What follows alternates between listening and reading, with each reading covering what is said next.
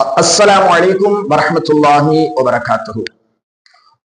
Alhamdulillah Rabbil Alameen wal aqibatu lil muttaqin wassalatu wassalamu ala nabiyyina Muhammadin wa ala alihi wa sahbihi wa man tabi'ahum bi ihsanin ila yawmiddin.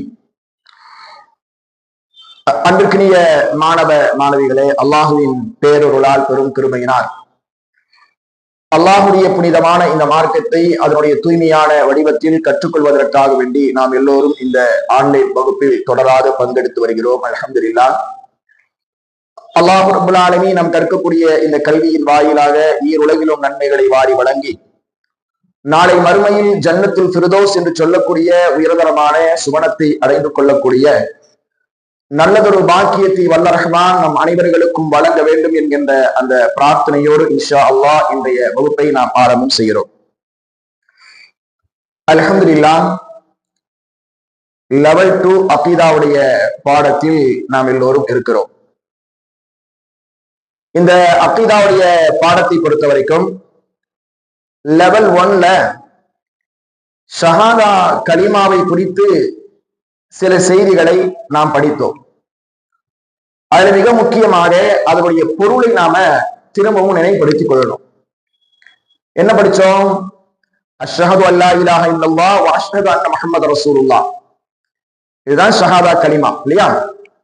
அதாவது வணக்கத்திற்குரிய இறைவன் அல்லாஹ்வை தவிர வேறு யாரும் இல்லை என்று சாட்சி கூறுகிறேன் அப்படின்னு சொல்றது. அதே போல முஹம்மது ஸல்லல்லாஹு அலைஹி வஸல்லம் அவர்கள் அல்லாஹ்வுடைய திருத்துதராக இருக்கிறார்கள் என்று சாட்சி பகர்வது. இதுதான் அஷ்ஹது அல்லா இலாஹ இல்லல்லாஹ் வ அஷ்ஹது அன்ன முஹம்மது ரசூலுல்லாஹ் என்று சொல்லக்கூடிய அந்த ஷஹாதத்து தௌஹீத் என்பதுடைய அந்த கலிமாவுடைய பொருள்.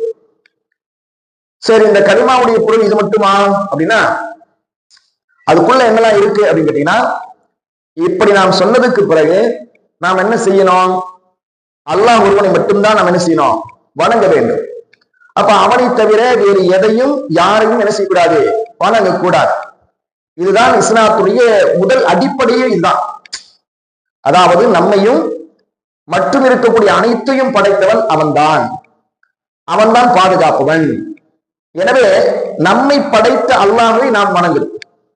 வேறு எதையும் எவரையும் வணங்கக்கூடாது. அதே போல அவன் தடுத்த காரியங்கள் வந்து நாம் என்ன செய்யணும்? முற்றிலுமாக விலகி இருக்க வேண்டும். இதுதான் ஷஹாதத்து தௌஹீத் என்று சொல்லக்கூடிய அந்த ஏகத்துவ கலிமாவுடைய அந்த பொருளாக இருக்கிறது என்பதை எல்லாம் நாம கடந்த வகுப்புகளில் படித்தோம். அதே போல அதை தொடர்ந்து மேலும் அஷ்ஹது அன்ன முஹம்மது ரசூலுல்லாஹ் என்று நாம் சொல்கிறோம் என்று சொன்னால் நாம் எதை செய்ய வேண்டும், எதை செய்யக்கூடாது என்பதை எல்லாம் விளக்குவதற்காகத்தான் அல்லாஹ் என்ன செஞ்சான்? நபிமார்களை அனுப்பி வச்சான். இந்த உலகத்துல மனிதர்கள் எதை செய்யணும் எதை செய்யக்கூடாது என்பதை விளக்கி கூடுவதற்காகத்தான் அல்லாஹ் என்ன செஞ்சான்? நபிமார்களை அனுப்பி வைத்தான். அப்படி அனுப்பி வைத்த நபிமார்கள கடைசியாக வந்தவங்க தான் நமது தூதர் முஹம்மது ஸல்லல்லாஹு அலைஹி வஸல்லம் அப்படின்றத நாம நம்பிக்கை கொள்ளணும்.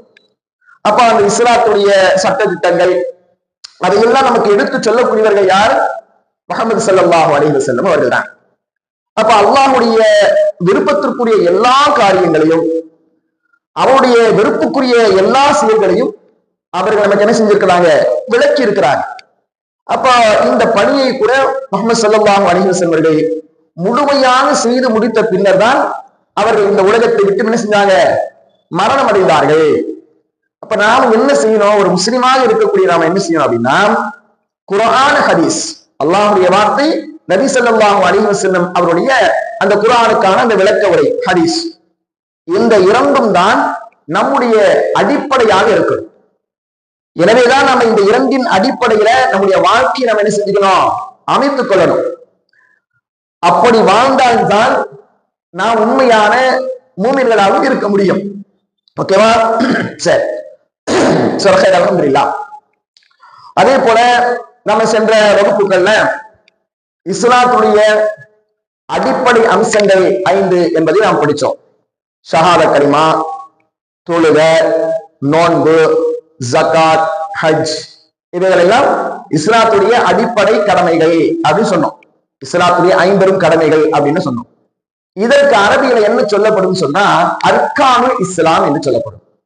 இஸ்லாத்தின் அடிப்படைகள், இஸ்லாத்தின் தூண்கள், இஸ்லாத்தின் ருக்குன்கள் என்றெல்லாம் என்ன செய்யப்படும், சொல்லப்படும். அர்கானுல் இஸ்லாம். ஓகேவா? அர்கானுல் இஸ்லாம் என்றால் என்ன என்று கேட்டால், கலிமா ஷஹாதா, தொழுகை, நோன்பு, ஜகாத், ஹஜ் என்று சொல்லக்கூடிய இந்த 5 அம்சங்களும் தான் இஸ்லாத்துடைய அடிப்படை அம்சங்கள். அதற்குத்தான் அர்கானுல் இஸ்லாம் என்று சொல்லப்படும். அப்படின்றத நம்ம என்ன செய்யணும், விளங்கிக்கலாம். ஓகேவா? ரைட். அடுத்ததாக இன்னொன்று இருக்கிறது. ரைட். அடுத்ததாக இன்னொன்று இருக்கிறது, அர்கானுல் ஈமான். இஸ்லாம், அர்கானுல் இஸ்லாத்தை நாம என்ன செஞ்சிட்டோம், ஆல்ரெடி லெவல் 1ல படிச்சு முடிச்சாச்சு, அல்ஹம்துலில்லாஹ். இப்ப இந்த லெவல் 2ல நாம் என்ன படிப்போம் விரிவாக அப்படின்னு சொன்னா, இந்த அர்கானுல் ஈமான் என்கின்ற ஒரு அம்சம் இருக்கு. அது என்ன அர்கானுல் ஈமான் அப்படின்னு சொன்னா, அவசியமாக நம்பிக்கை கொள்ள வேண்டிய அம்சங்கள் இருக்குதுங்க. அது ஒரு 6 விஷயங்கள் இருக்கிறது இல்லையா? அந்த 6 விஷயங்களையும் கூட நம்ம ஏற்கனவே சுருக்கமாக சொல்லி தந்திருக்கிறோம். என்ன?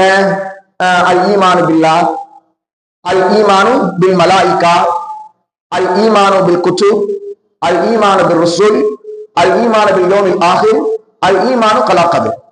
இப்படியான 6 விஷயங்கள்.